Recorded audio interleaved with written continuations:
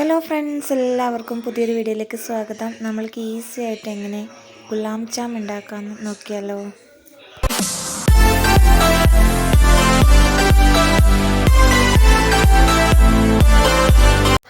ഞാനിന്ന് ഗുലാം ജാമുൻ കുറച്ച് കൂടുതൽ ഉണ്ടാക്കുന്നുണ്ട്. അപ്പോൾ നമ്മൾ റെഡിമെയ്ഡ് പാക്കറ്റ് 4 എണ്ണം വാങ്ങിയിട്ടുണ്ട്.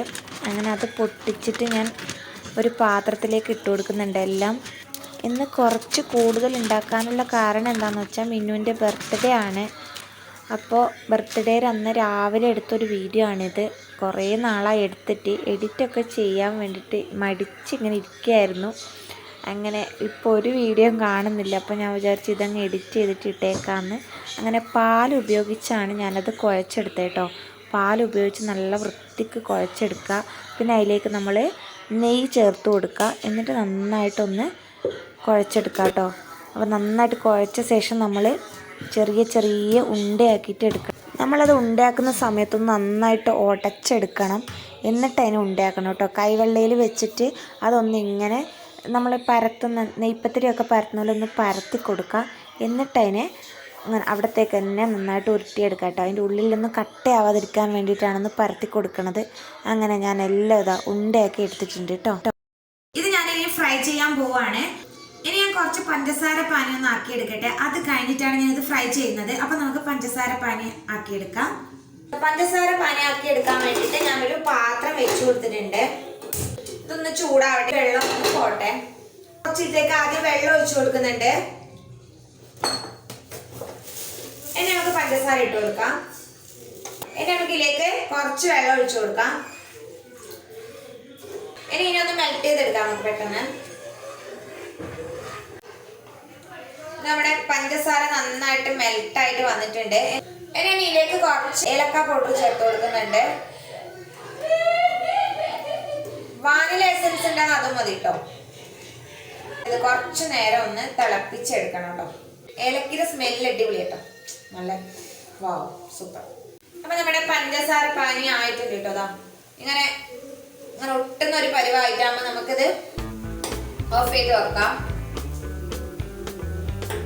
ഗുലാബ് ജാമുൻ ഒന്ന് ഫ്രൈ ചെയ്തെടുക്കണം. അപ്പൊ അതിന് വേണ്ടി ഞാൻ എണ്ണ ചൂടാക്കാൻ വേണ്ടിയിട്ട് വെച്ചിട്ടുണ്ട്. എണ്ണ നന്നായിട്ട് ചൂടായിട്ടുണ്ട്. നന്നായിട്ട് ചൂടായ ശേഷം നമ്മൾ സിമ്മിലേക്ക് മാറ്റുക കേട്ടോ.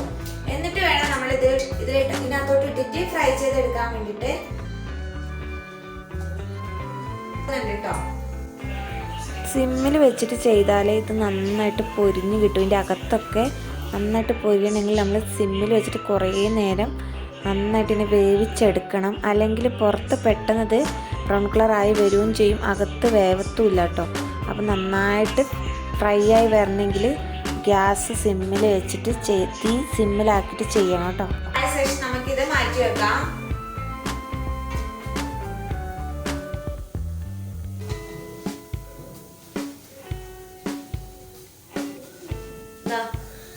ഇതുപോലെ നല്ല ബ്രൗൺ കളർ ആയ ശേഷം നമുക്കിതാ പാത്രത്തിൽ ഇന്ന് കോരി എടുത്തിട്ട് വേറെ പാത്രത്തിലോട്ട് ഇടാം കേട്ടോ. അപ്പൊ ഞാൻ ഇതൊക്കെ ഒന്ന് ചെയ്തെടുക്കട്ടെ കേട്ടോ. നമ്മ ഒത്തിരി ചെറുതാക്കിയിട്ട് ഇതിനകത്തോട്ട് ഇട്ടാൽ ഇത് നന്നായിട്ട് പൊങ്ങി വരും. അതോടെ നമുക്ക് ചെറിയ ഷേപ്പിൽ ചെറുതായിട്ട് റൗണ്ട് ഷേപ്പിലാക്കി എടുത്താൽ മതി. ഒത്തിരി വലുതായിട്ടൊന്നും ചെയ്തെടുക്കേണ്ട ആവശ്യമില്ല കേട്ടോ. ഞാൻ എത്ര ചെറുതാക്കിയിട്ടാണ് ആക്കിയത്, അപ്പൊ അത് വലുതായിട്ട് വരും കേട്ടോ. ഫ്രൈ ചെയ്ത ഈ ഗുലാബ് ജാമുൻ ഫുള്ള് ഈ പഞ്ചസാര പാനിയിലേക്ക് ഇട്ട് കൊടുക്കുകയാണ് കേട്ടോ. കാരണം ഇത് ചൂടോടെ ഇട്ടാൽ നല്ലതാണ്. പഞ്ചസാര പാനി കുറച്ച് ചൂടുണ്ട് കേട്ടോ. അപ്പൊ അതിനകത്തോട്ട് ഇട്ട് കൊടുത്തിട്ടുണ്ട്. അതിനിടയ്ക്ക് മിന്നൂട്ടി ഇവിടെ കൂടിയിട്ട് കടകടാ കൊടുക്കൂ ആക്കുന്നുണ്ട് കേട്ടോ. മിന്നൂട്ടി രാവിലെ അമ്പലത്തിലെല്ലാം പോയി വന്നതാണ്. മിന്നൂട്ടി ഒരു ഡ്രസ്സ് ഇതാണ്.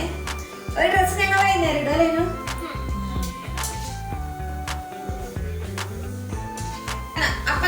ഗുലാബ് ജാമെല്ലാം ഫ്രൈ ചെയ്തെടുത്തിട്ടുണ്ട് കേട്ടോ.